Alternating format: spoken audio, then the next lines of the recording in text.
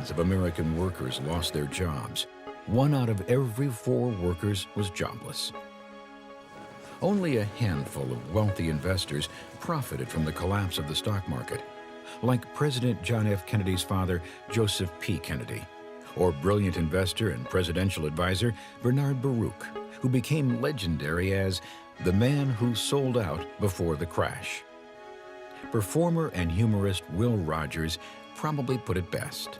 10 men in our country could buy the whole world, and 10 million can't buy enough to eat. So the millions of less fortunate Americans faced a grim and uncertain future.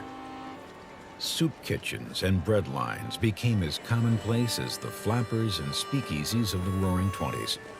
And Herbert Hoover's campaign promise of a chicken in every pot couldn't have been farther from the truth. America's towns and cities struggled in vain to help the thousands in need. The jobless became the homeless. Shanty towns, makeshift communities of shacks constructed from wooden crates, tar paper, and cardboard sprang up.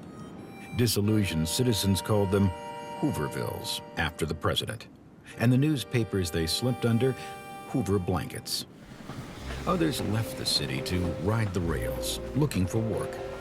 Too poor to purchase train tickets, they hitched rides on freight cars, hoping they wouldn't be caught, hoping they'd find a job. Approximately 2 million men became hobos, wandering the countryside looking for work. Between 1929 and 1932, roughly 400,000 farms were foreclosed when farmers couldn't pay their mortgages and banks repossessed the property. Thousands of farm families became migrant workers, following crop harvests to eke out a living. Then, to make matters even worse, drought, coupled with the overproduction of crops in the Great Plains, turned the area from Texas to Oklahoma into a dust bowl. In 1934, strong winds blew tons of dust from the plains all the way to the East Coast. Dust even coated New York City and settled on ships 500 miles out to sea in the Atlantic Ocean. Unemployment and poverty hurt everyone, especially children. Many left school to work and help their families survive, and many more went hungry and malnourished. Diet-related illnesses like rickets and scoliosis became all too common. Once again, President Hoover tried to reassure the nation by saying, "Recovery is just around the corner." But it was not to be, and more Americans grew disenchanted with his policies and administration. Secretary of the Treasury Andrew Mellon echoed the beliefs of most of Hoover's advisors, that the economy would recover on its own. Hoover thought the government must take some action, but feared making government too strong, and so he chose a conservative approach, calling together business, banking, and labor leaders and urging them to work together and avoid laying off workers or calling strikes. Then he authorized the expenditure of federal funds for large public works projects, like Boulder Dam, later renamed Hoover Dam, to create jobs and wages for thousands of workers. Hoover felt giving direct help to needy Americans would undermine their self-respect and looked to private charities to help the hungry.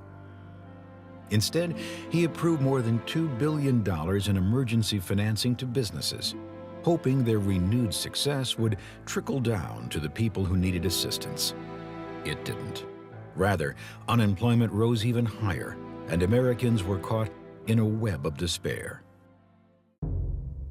Americans, already tired of Hoover's pessimistic and cautious approach, then became outraged by his treatment of a group of World War I veterans in 1932. After the war, Congress issued veterans bonus certificates for their military service worth nearly $1,000 to be redeemed in 1945. Dismayed by the economic outlook of the time, the veterans demanded the immediate payment of their bonuses in full.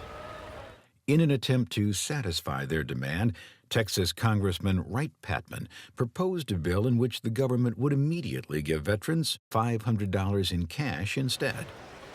To show their support of Patman's plan, between 10 and 20,000 veterans and their families peacefully marched to Washington, D.C. This so-called bonus army established a shanty town in sight of the Capitol building. Hoover provided food and supplies for them, but when Congress vetoed the bill on June 17th, he asked the bonus army to leave. Most left, but approximately 2,000 stayed behind, hoping to meet with Hoover. Fearing a riot, Hoover ordered General Douglas MacArthur and the 12th Infantry Force to remove the veterans. Shocked Americans saw troops use bayonets and tear gas to force the vets to leave. In the melee, more than 1,000 people were gassed, an 8-year-old boy blinded, and an 11-month-old baby was killed. The shantytown burned to the ground. Public support for Hoover foundered, and with a chance to change direction, Americans overwhelmingly embraced a new president in Franklin Delano Roosevelt, popularly known as FDR.